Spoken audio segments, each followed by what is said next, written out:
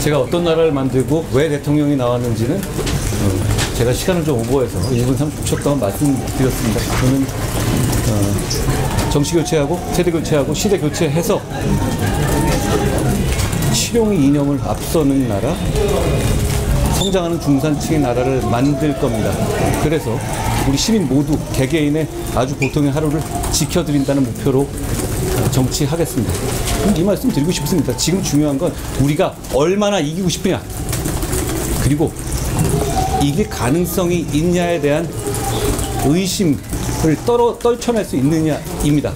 거기에 대한 우리 국민의힘의 유일한 해답이 저라고 생각합니다. 제가 이길 수 있습니다.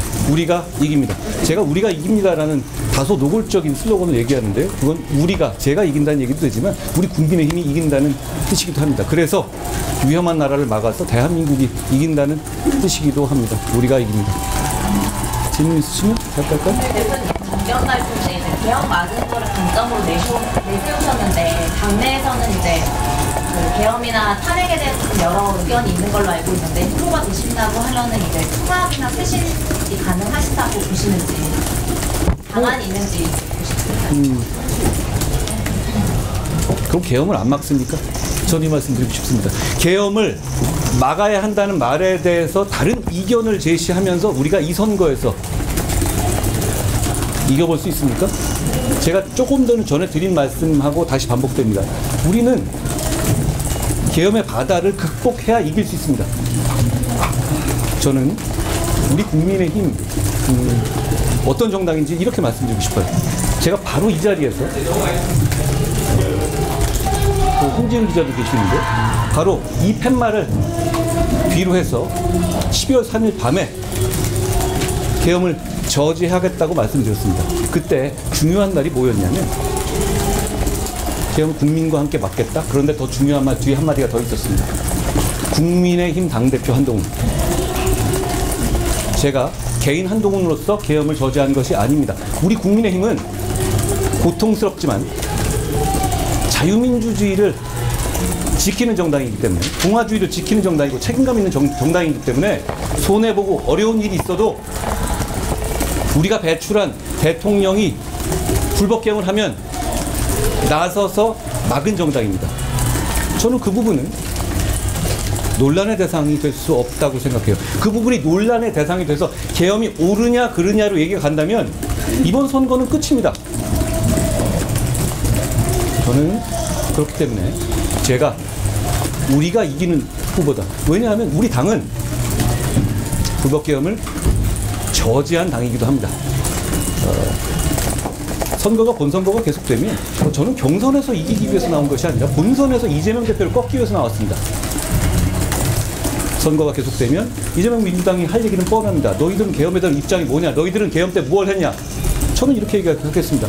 당신이 숲에서 1시간 동안 숨어 있을 때 나는 우리 국민의힘 의원 18명과 들어가서 계엄을 저지했다고.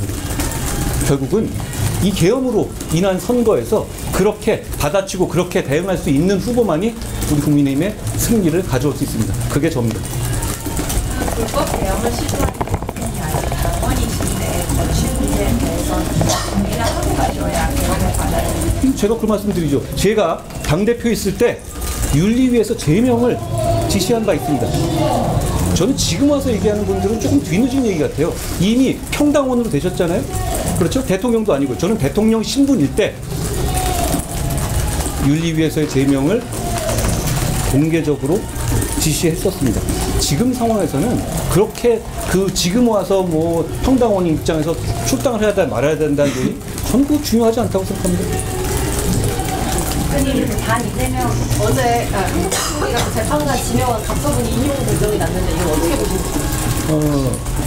뭐 본안을 지켜봐야 되는 문제고요. 가처분의 문제이니까 거기에 대해서는 본안을 지켜보자라는 말씀을 드립니다. 다만 헌법재판소의 결정이라든가 이런 것에 대해서 그동안에 여러 가지 헌법재판소가 결정 과정에서 보여줬던 여러 가지 문제적 점들 때문에 국민들이 어떻게든 이건 정치적으로 뭐지 하는 해석을 계속 덧붙이고 있고 그게 설득력을 얻어가는 상황이 되고 있잖아요. 저는 그런 점은 우리 대한민국 위해서 불행한 일이다라고 생각합니다. 당 이재명 빅텐 트론에 대해서 어느 정도 현실 가능성이 있다고 궁금합니다. 괴물 정권이 들어서는 걸 막아야 됩니다. 그건 이재명이 싫어서가 아니라 대한민국을 사랑하기 때문에 막아야 하는 것이거든요. 그렇기 때문에 결국은 그건 대한민국을 사랑하는 많은 사람들이 결국은 마음을 모으게 될 거라고 생각해요. 그런데 지금은 우리 국민의힘의 경선에 집중할 때입니다. 다음 단계를 넘어서서 이 경선 자체의 의미를 퇴색시킬 필요는 없고 이 경선에 대한 국민의 집중을 약화시킬 필요가 없다고 생각해요. 하지만 모든 사람과 저는 대한민국 사랑하는 모든 정치 세력과 함께 할 겁니다. 대표님 그 총선 때그 국회 세종시 이전 공약도 말씀하셨는데 오늘 이재명 대표가 똑같은 공약을 내세워서 어떻게 보셨는지. 저는 일이 중요하다고 봅니다.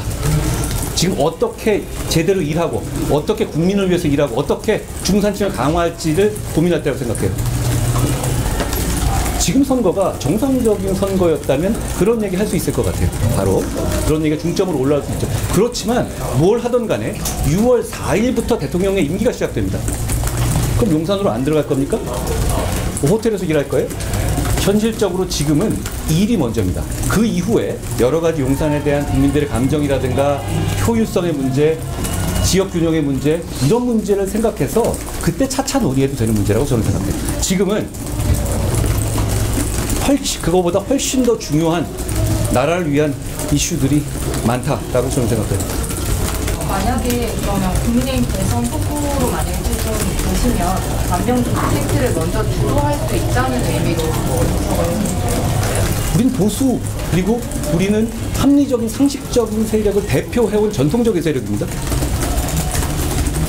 그러지 않을 것이라면 이런 경선을 왜 할 것이며 여러분 이렇게 왜 많이 이렇게 모여 있으시겠어요?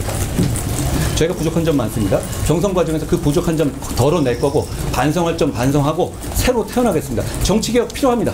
지금 상태로는 안 되지 않습니까? 그거 제가 해낼 수 있습니다. 대표님 지금 다른 후보들이 다 오세훈 시장 만나고 계시는데 대표님께서는 만날 계획이 없으신지 소리 어떻게 되세요? 저는 상식적인 생각을 가진 모든 분과 함께 하고 싶다라는 말씀을 드립니다. 그리고 누구를 만나고 자체가 저는 그렇게까지 중요한 문제라고 생각하지는 않아요. 한 개만 더 받겠습니다. 대표님, 그 과거에 윤석열 전 대통령 만나 뵙고 싶다고 입장 밝히신 적이 있는데 그 입장 아직 유효하실까요? 저는 오래된 사이입니다. 그리고 인생 역정을 겪으면서 서로 도움을 주고받기도 했고 그런 개인적인 사이죠. 그런 면에서 그런 개인적인 말씀을 드린 거예요. 다만 그게 지금의 정치 일정이라든가 저는 그리고 지금 대한민국을 이끌겠다고 결심하고 나온 사람이잖아요. 그 결심에 대해서 오해받을 필요는 없다고 생각해요. 자, 고맙습니다.